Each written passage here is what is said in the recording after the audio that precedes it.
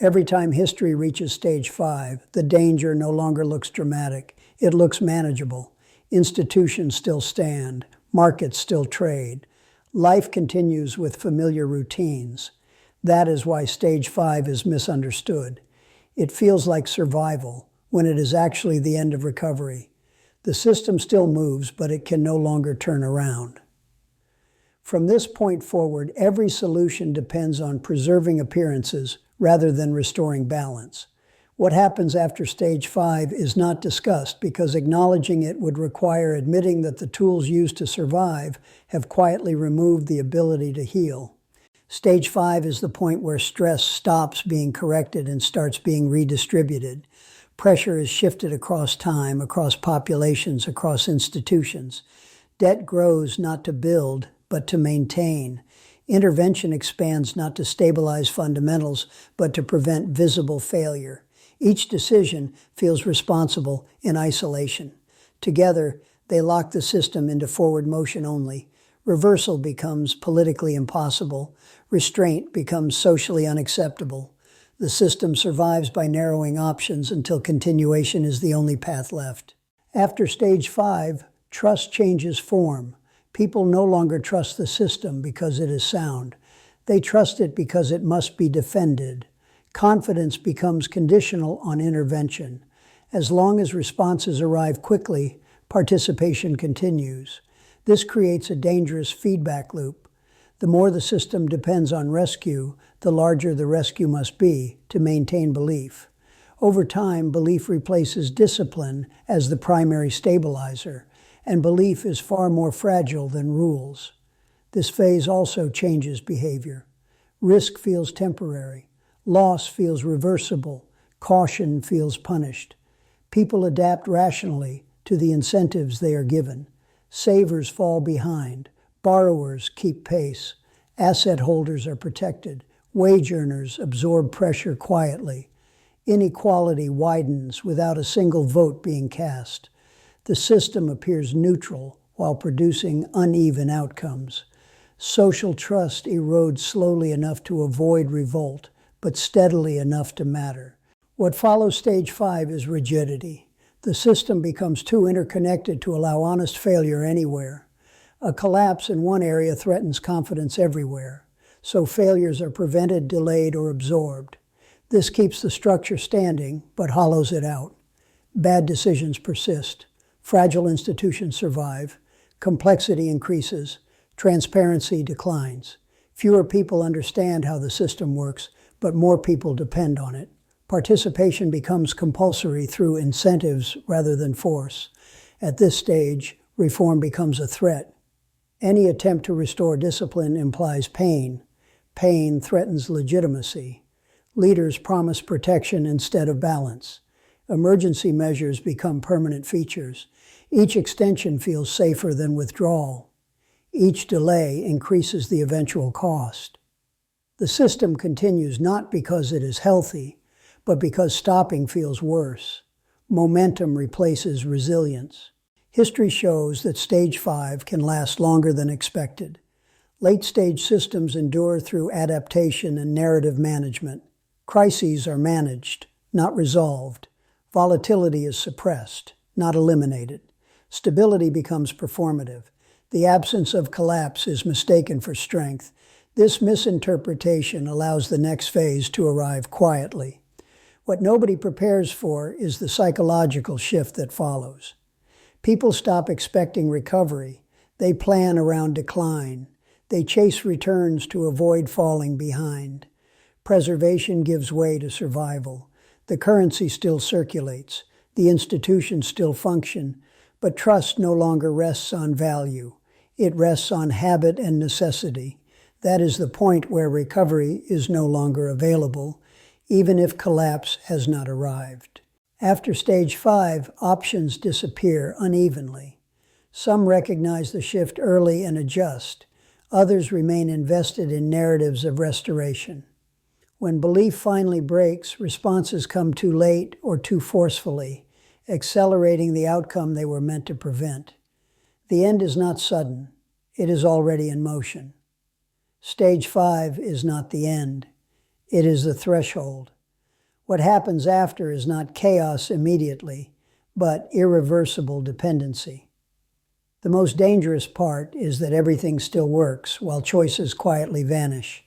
That is what nobody prepares for, and that is where we are on the timeline today. After stage 5, the system enters a phase that feels deceptively calm. This is where most observers misjudge what is happening because the obvious signs of collapse are still absent. Markets may even rally. Headlines may speak of recovery. Policymakers may congratulate themselves for having navigated another crisis. But beneath that surface, the structure has changed in a way that cannot be reversed without breaking the system itself.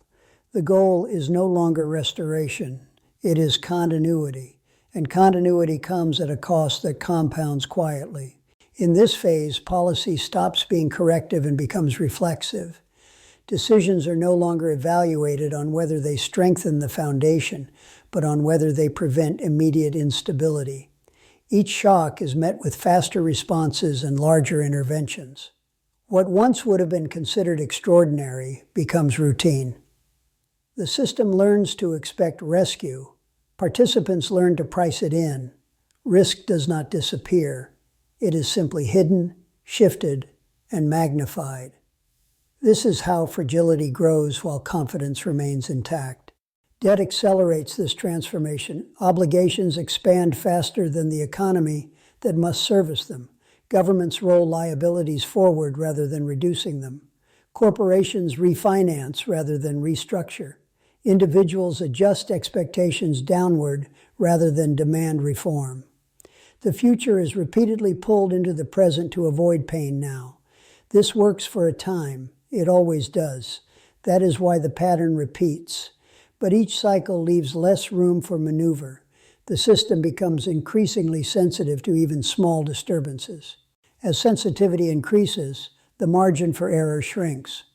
Minor disruptions require outsized responses. Temporary imbalances trigger permanent measures. Interest rates lose their signaling function. They can no longer reflect risk honestly without destabilizing the structure. As a result, they are managed rather than discovered. Prices lose meaning. Markets stop allocating resources efficiently and start distributing liquidity according to expectation of support. The system remains liquid but not healthy. This stage also reshapes political behavior. Leaders are rewarded for avoiding visible failure, not for addressing root causes. Elections are won by promising protection rather than discipline. Hard choices are deferred because they threaten short-term stability. The costs of delay are spread across time, making them harder to attribute and easier to ignore. Responsibility becomes diffused. Everyone is responding to incentives, and no one feels directly accountable for the trajectory. Social consequences accumulate quietly. Trust erodes not in dramatic breaks, but in small withdrawals. People lose faith in fairness long before they lose faith in functionality. They notice that rules apply unevenly, that some actors are shielded while others absorb losses, that success increasingly depends on proximity to power rather than productivity. This creates resentment, but also resignation. Participation continues because alternatives feel worse, not because the system feels just. Information plays a crucial role here. Complexity increases to the point where few understand the full picture. Technical language replaces clarity. Data is abundant, but insight is scarce. This allows narratives to dominate. As long as official explanations sound plausible and outcomes appear controlled, belief holds. Dissent is marginalized not through force, but through framing. Skepticism is labeled destabilizing. Questions are treated as threats to confidence. After stage 5, adaptability becomes one-directional. The system can respond to stress by expanding, but it cannot contract without breaking. This asymmetry is critical. It means every response pushes the structure further along the same path. Each intervention solves the immediate problem while deepening the long-term one. Over time, the system becomes addicted to its own solutions. Withdrawal symptoms grow more severe with each cycle. History shows that this phase can persist longer than expected, precisely because it is managed so carefully. Late-stage systems are often highly sophisticated. They have tools, expertise, and experience. They know how to suppress volatility and smooth outcomes. But sophistication does not equal resilience. In fact, it often masks weakness. The more complex the system, the harder it is to change direction without unintended consequences. This is where preparation fails. Most people prepare for collapse as an event, a crash, a reset, a visible turning point. What follows stage 5 is not that. It is a drawn-out transition where the old rules stop working, but the new ones are not yet clear. Opportunities narrow, risks concentrate, outcomes become more uneven. Those expecting a dramatic signal wait too long.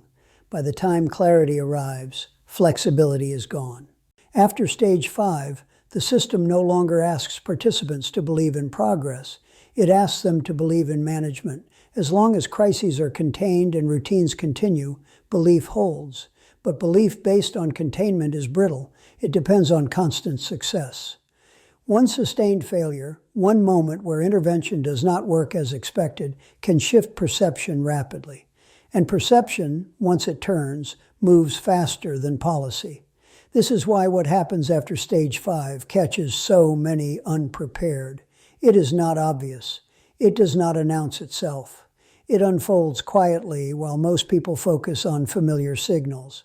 By the time those signals change, the underlying options are already gone. The system has crossed into a phase where survival is possible, but recovery is not. And history suggests that once this phase is reached, the remaining choices are limited, uneven, and irreversible. What happens after stage 5 ultimately depends on how long belief can substitute for balance. At first, the system continues to function because most participants still act as if recovery is possible. They follow familiar routines. They trust familiar signals. They assume that past solutions will continue to work. This collective behavior sustains the structure even as its foundations erode. But over time, behavior begins to change in subtle ways that reveal the shift beneath the surface. One of the clearest signs is normalization. Conditions that would have caused alarm in earlier stages are accepted as permanent. High debt is described as manageable. Persistent intervention is described as prudent. Declining purchasing power is described as inevitable. Language adapts to reality rather than challenging it.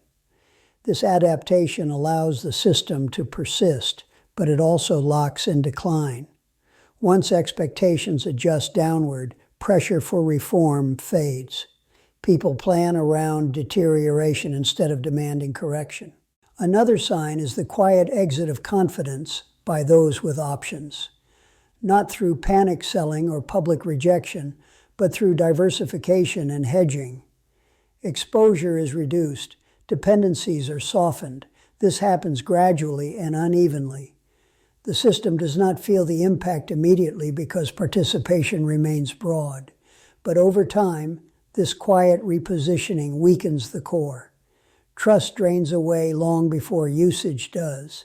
The currency, the institutions, the framework continue to be used because they must be, not because they are believed in.